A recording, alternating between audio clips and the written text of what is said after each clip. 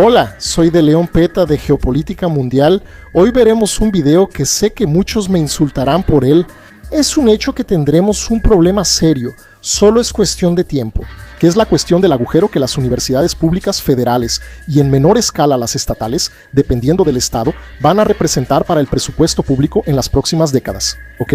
Y no te engañes, no es poca cosa, no. Si dudas de mí pensando que estoy en contra de la inversión en educación y ciencia, no es así. La apoyo totalmente. El problema es que la inversión no es como muchos creen.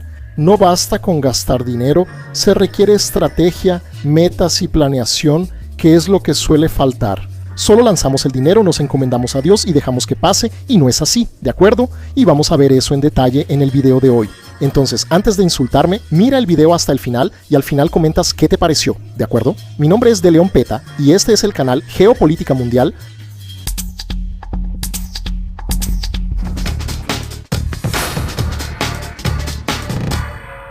Brasil atraviesa una rápida transición demográfica. Y para que conste, a diferencia de lo que muchos dicen por ahí y no entienden, la crisis demográfica no es solo la baja natalidad y los bajos nacimientos, sino la baja natalidad sumada al mismo tiempo a un alto envejecimiento poblacional. La crisis demográfica es ambas cosas.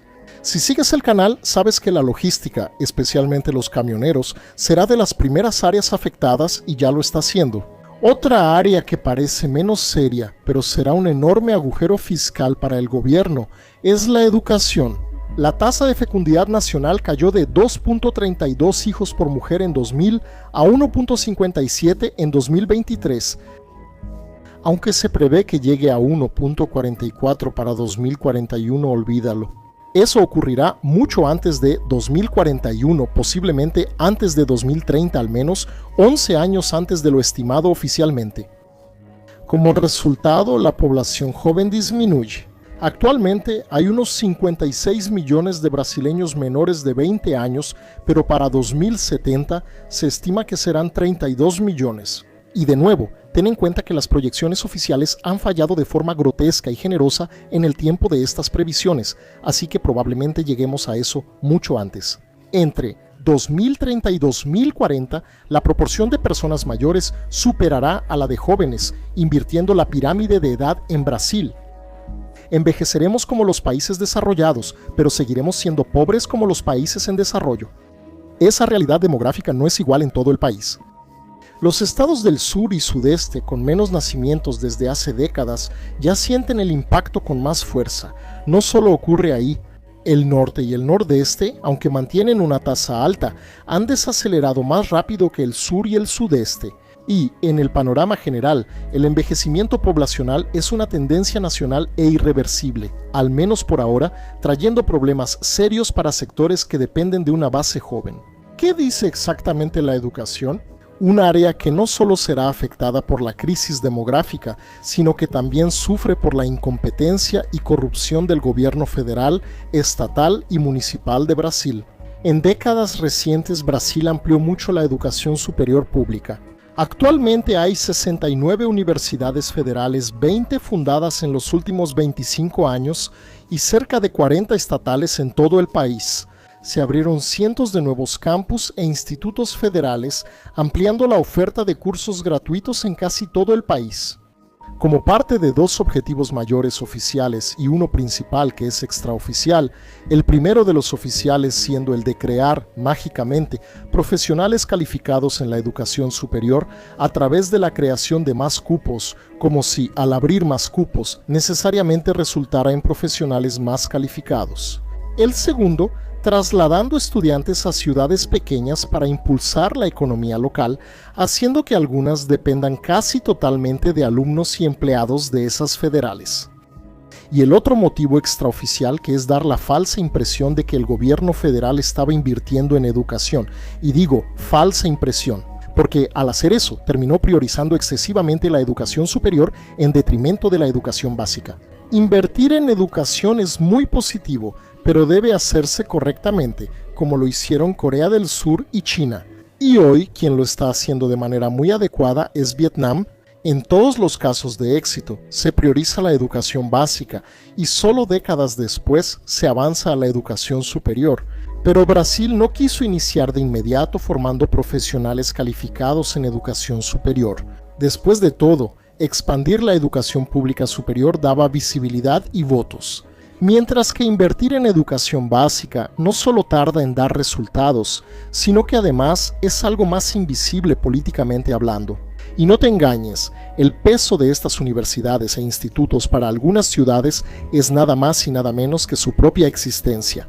Entre 2003 y 2010, los municipios atendidos por universidades federales aumentaron de 114 a 272. Los institutos federales se expandieron de forma impresionante. De 2005 a 2016 se crearon 422 campus de institutos federales, sumando 682 unidades en la Red Federal de Educación Profesional y Tecnológica. Hasta 2023, con un plan de expansión en marcha, la idea es llegar a 782. Esa presencia transformó muchas de las ciudades en ciudades universitarias. Municipios pequeños y medianos, antes sin educación superior, ahora tienen campus federales que atraen estudiantes y dinamizan la economía local.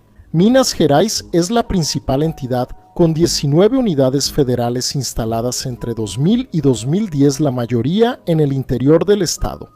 Como una idea de no solo ocupar el interior, sino también estimular la economía del interior del estado. Estados del Nordeste y del Norte también pasaron a tener una universidad federal en regiones del interior, donde antes había poca actividad económica diversificada. Esto hizo que en muchas ciudades las instituciones federales fueran motores económicos, creando empleos, ingresos y fomentando comercio, servicios y construcción. La aportación económica de estas instituciones en su ciudad se refleja en el PIB municipal, empleos y actividad financiera.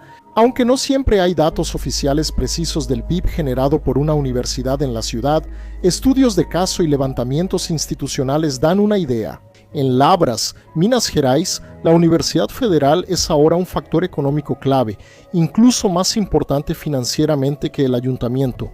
Entre 2007 y 2016, los recursos anuales de la UFMG aumentaron de 164 a 353 millones. El ingreso total del municipio subió de 170 a 242 millones. En 2015 el presupuesto de la UFLA fue cerca de 69% mayor que toda la recaudación del Ayuntamiento de Labras. Otro ejemplo es Santa María, en Río Grande do Sul, donde el comercio local crece más del 30% en ventas. Con el regreso de las clases universitarias, al inicio de cada año, las inmobiliarias, tiendas de muebles y electrónicos tienen un aumento en ventas del 30% al 50%. Es cuando los 30,000 estudiantes regresan a clases. Estos son solo dos ejemplos de una realidad que se repite en todo el país. En varios de esos casos, el gasto educativo local impulsa la economía municipal, ya que la federación paga salarios de maestros, técnicos y tercerizados, enriqueciendo el comercio y los servicios de las ciudades. Fuera de las capitales, las ciudades del interior con universidades o institutos federales suelen tener un sector público muy presente en su economía, generalmente por encima del promedio nacional. Esa dependencia hace que el municipio, aparentemente, se mantenga seguro ante las oscilaciones económicas nacionales. Al final de cuentas, el salario de los empleados concursados y el gasto público mantienen cierta estabilidad incluso en tiempos de crisis, pero en lugar de haberse traducido en una oportunidad, la incompetencia de la mayoría de los presidentes municipales causó dependencia y adicción a recursos públicos, provocando baja diversificación económica. Esa aparente ventaja pronto será una pesadilla presupuestaria para el país, porque con la reducción del número de jóvenes que terminan la preparatoria, empieza a surgir un desajuste entre la capacidad instalada de las universidades y la demanda real de estudiantes. Así, hay exceso de cupos y carreras subutilizadas. Frente a la crisis demográfica, los indicadores ya muestran el vaciamiento de la educación superior por la baja demanda.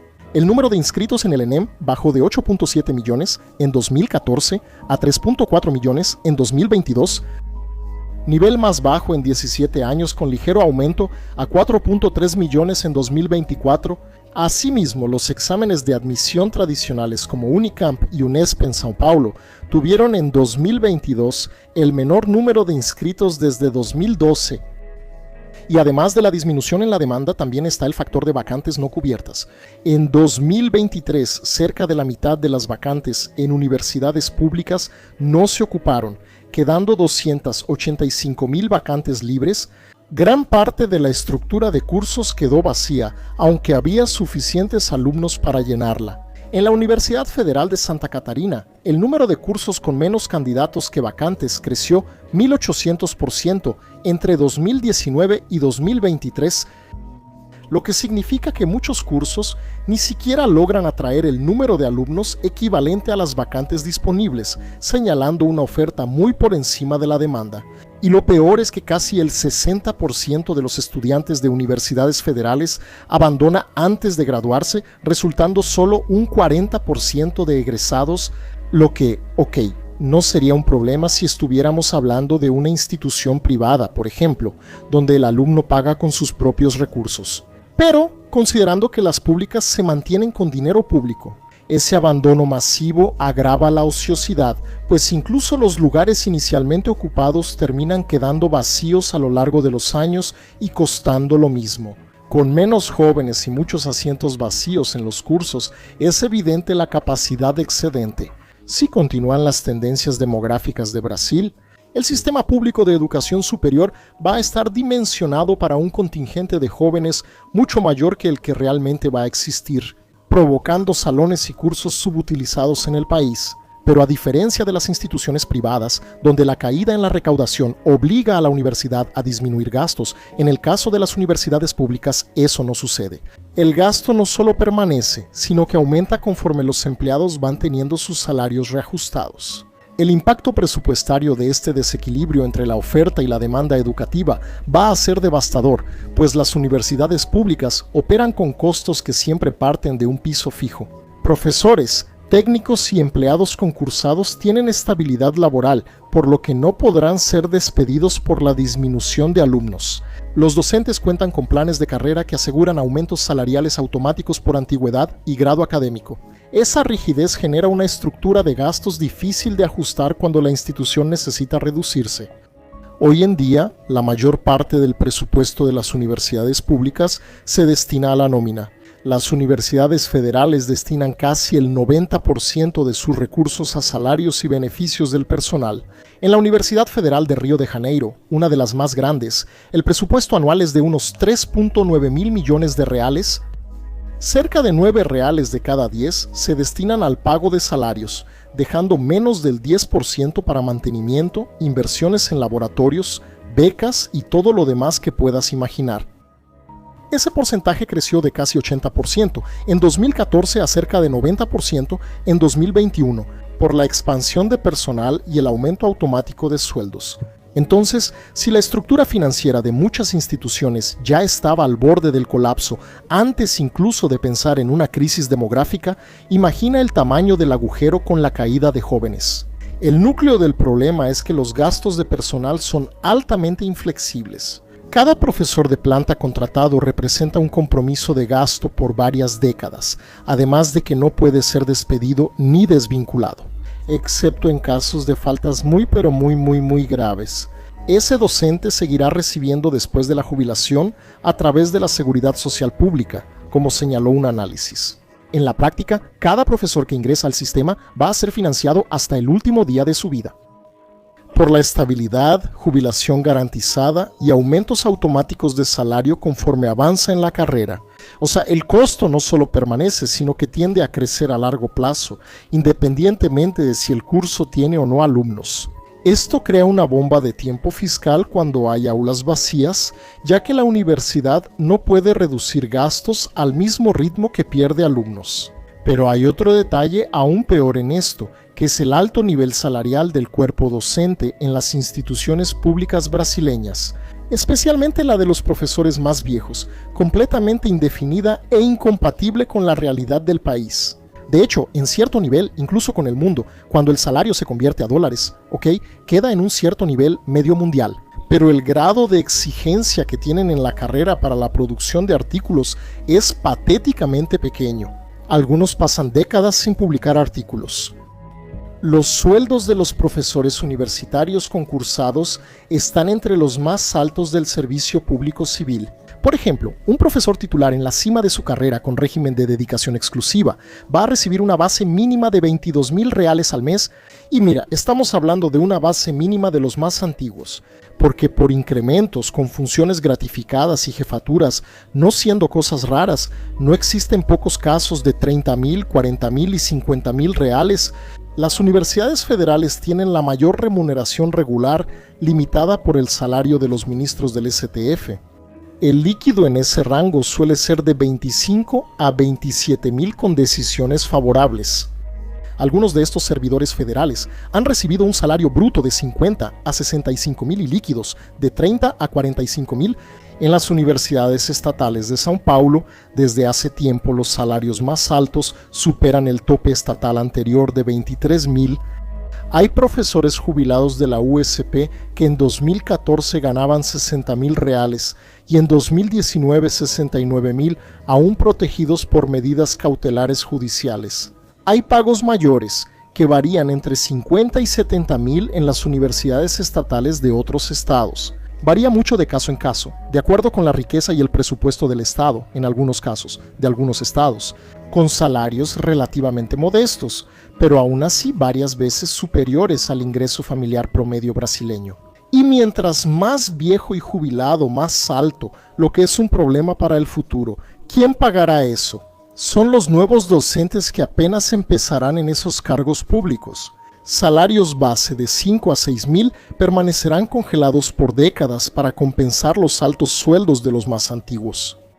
Y además, teniendo que cubrir las actividades de los jubilados y otros más antiguos, sobrecargando justamente a los que van a entrar ahora con un salario menor.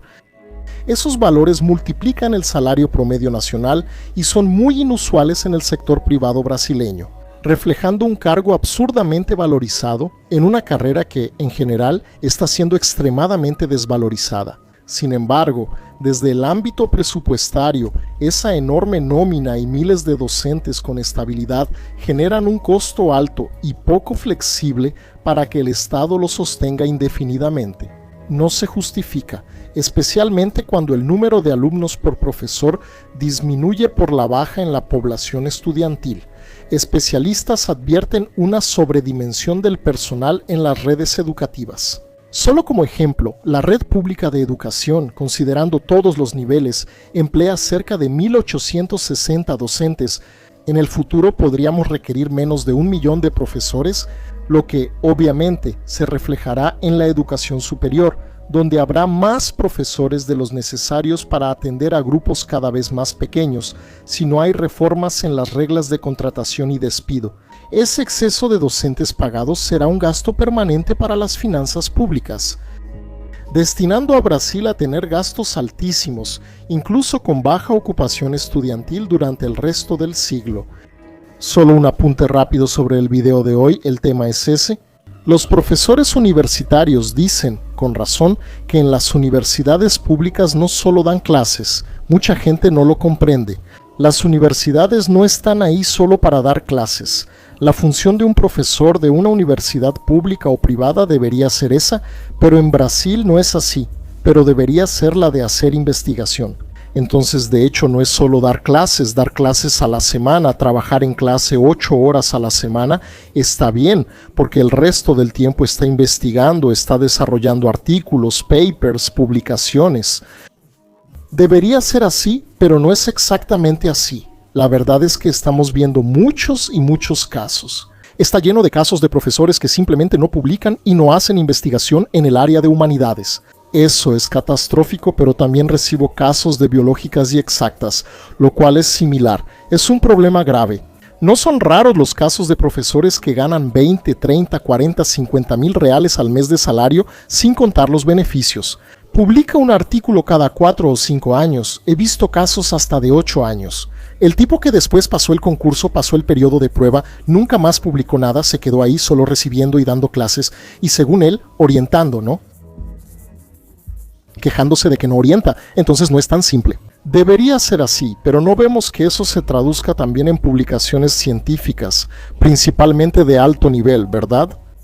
Eso es algo que debemos mencionar. Si estudias maestría, doctorado o postdoctorado, sabes que digo la verdad.